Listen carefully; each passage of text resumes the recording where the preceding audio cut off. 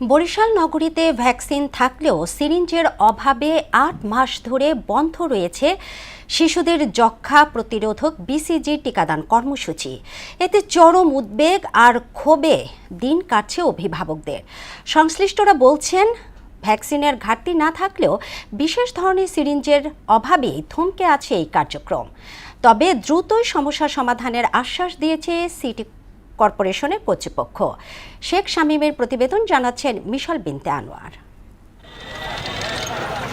শিশু জন্মের পর ১৫ মাস পর্যন্ত সুরক্ষিত রাখতে দেয়া হয় অন্তত ৬ ধরনের প্রতিরোধী টিকা, যার মধ্যে অন্যতম যক্ষ্মা নিবারক বিসিজি। কিন্তু বরিশাল সদর হাসপাতাল, শেরেবাংলা মেডিকেল কলেজ হাসপাতাল কিংবা পুলিশ হাসপাতাল কোথাও মিলছে না ভ্যাকসিনের বিশেষ ধরনের সিরিঞ্জ।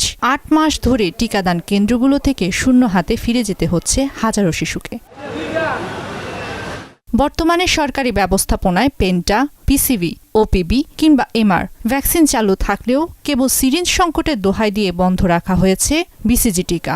একদিকে হামরুবেলা প্রকোপ, অন্যদিকে যথাসময় যক্ষ্মার টিকা দিতে না পারায় চরম ক্ষোভ ও শঙ্কিত অভিভাবকরা। আমার বাচ্চার প্রায় ৫ মাস বয়স চলে, এখনো বিসিজি টিকাটা আমরা পাচ্ছি না। ভ্যাকসিন কিনতে বাইরেও পাওয়া যায় না এবং এখানে আসলেও ভোগান্তির শিকার হওয়া লাগে। বিসিজি যেটা ওটা ভ্যাকসিন আছে কিন্তু সিরিঞ্জ সংকট, এই জন্য আমরা দিতে পারতেছি না, সেবায় ব্যাহত হচ্ছে। তবে আশার বাণী শুনিয়েছে বরিশাল সিটি কর্পোরেশন কর্তৃপক্ষ।